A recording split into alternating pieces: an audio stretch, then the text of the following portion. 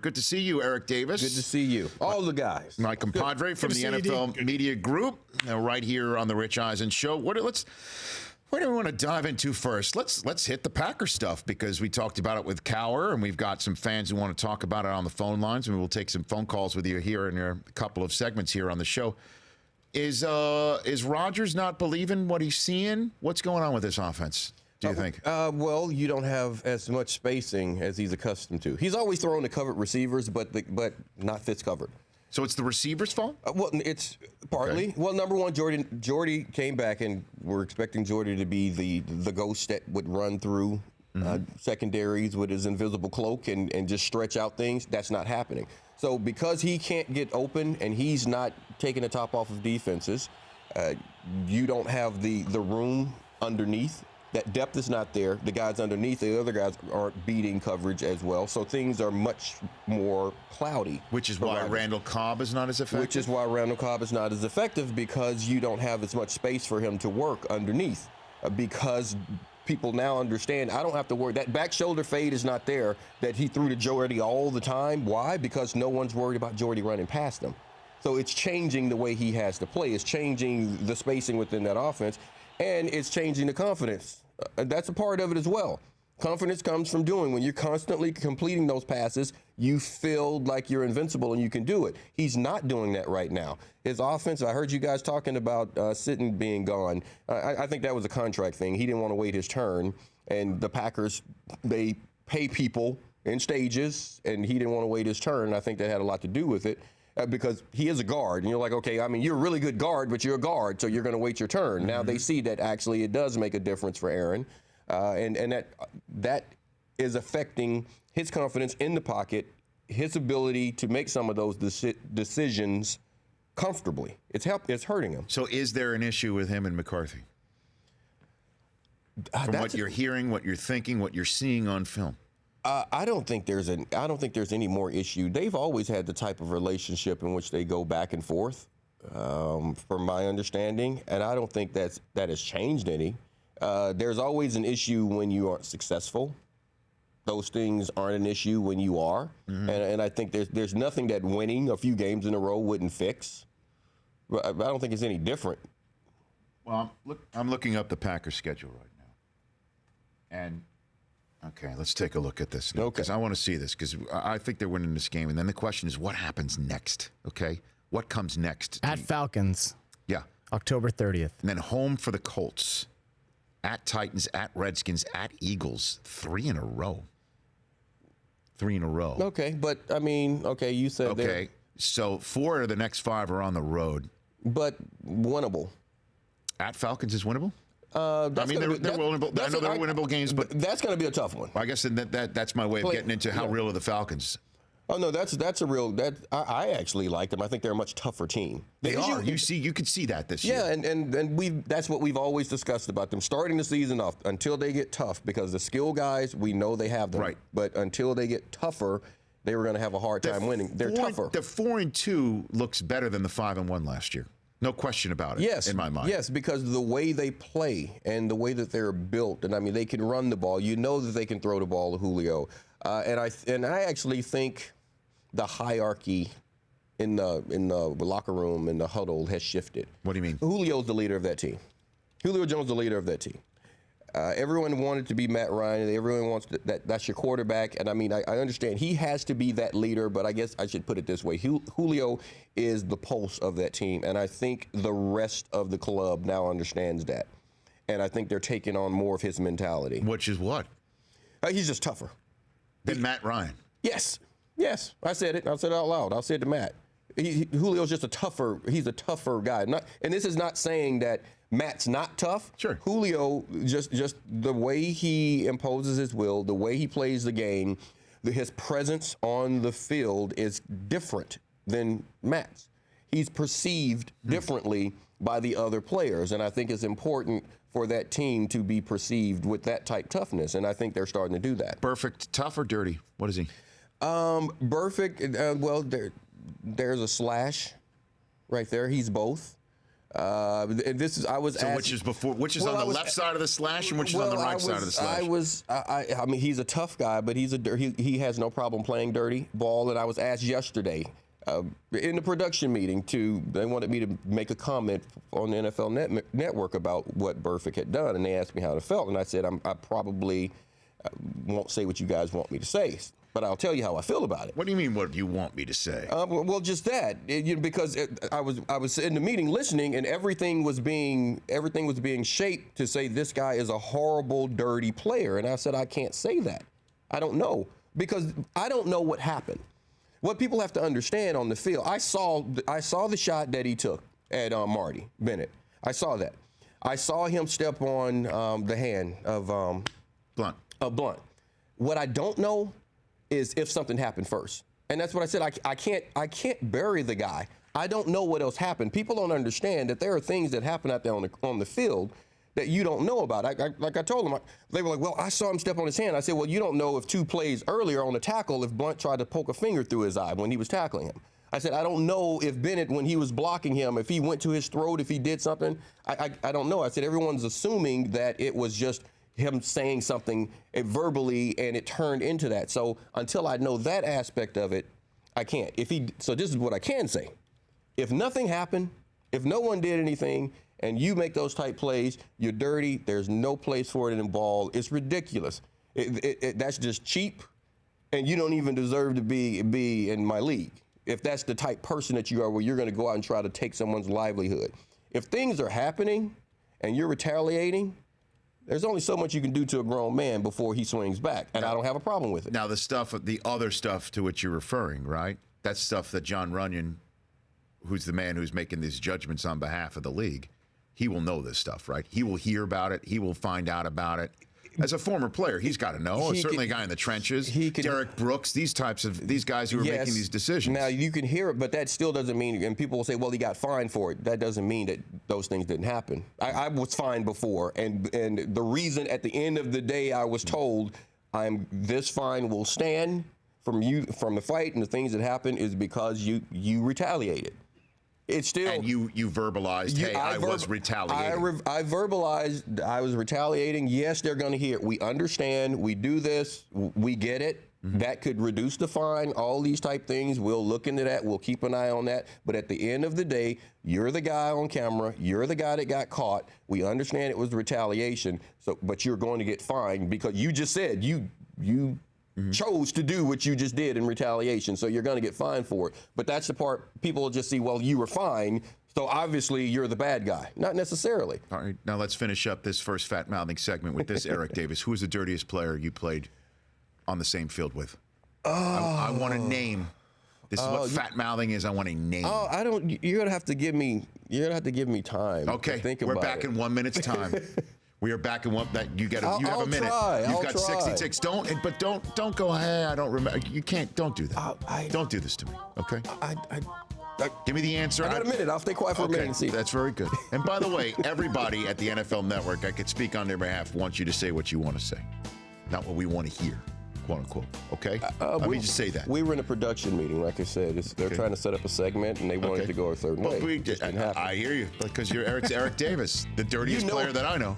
Right here on the Rich Eisen Show. Back in a minute. We're going to get an answer from Eric on that question, and your calls next with Eric Davis. Welcome back to the Rich Eisen Show. Eric Davis is here. Okay, dirtiest player you ever played with, or on the same field? Jackie Harris. Of the Tampa Bay Buccaneers. What do you do? What position was he? He's a tight end. He's a tight end, and he would try to do things. He was one of the guys that would just try to do things to injure people. That's why I say you never know what's happening in the bottom of a pile. Where like literally when he's in there, he's a poker where he's trying to do things to eyes. He's a finger breaker. The guy that tears the ligaments in the ankles. I mean, like one of the worst injuries I ever had was on an interception. Where coming back and I get an interception against him. I come back and actually I got fined on this one because this is the one where I kept kicking him in the face, and where he grabbed my ankle and just while I'm underneath the pile and they're trying to do everything to get us apart. Yeah. He's not even a part of the play. Jumps in and grabs my leg and just start turning until it just pops. No way. Yeah. I retaliate too if that happened. Yeah, so that was one of the fines I got. Okay. How concerned are you about Big Ben and your Steelers prediction? Well, I mean, they're better with him. Right? Yeah, that's right. So the major issue with him, I know that's Captain Obvious. I had the whole suit on with that one. The issue is how are they going to figure out ways to get AB working? He tends to be broken when Ben's not in there. Tell me about it. I have him in a fantasy league, first overall player. I have a feeling they're going to try this stretch to change that. Landry Jones has to do what he does. He's not going to extend plays like Ben. He's going to throw. He needs to throw the ball down the field more. And Coates is going to have to be a major part of it. Here's the thing, though, is that I don't see who's going to zoom past them over this 6-game stretch where they might struggle. Even if they go 2-4 in this stretch and wind up 6-6 when Big Ben comes back, who is going to Cincinnati? Is Cincinnati going to win every single game? No. Okay. Is Baltimore? I'm with you. They're going to be okay. You know what I mean? Yeah. And that's how I feel about it. That they'll be okay. That they can go. If they go 500, they'll be golden throughout this stretch. Right. They'll still be in it when he comes back. Let's go to the phone lines right now and take a couple phone calls with you, sir. Let's go to Alan in Mississippi. You're on with Eric Davis here on the Rich Eisen Show. What's up, Alan? Hey, Rich.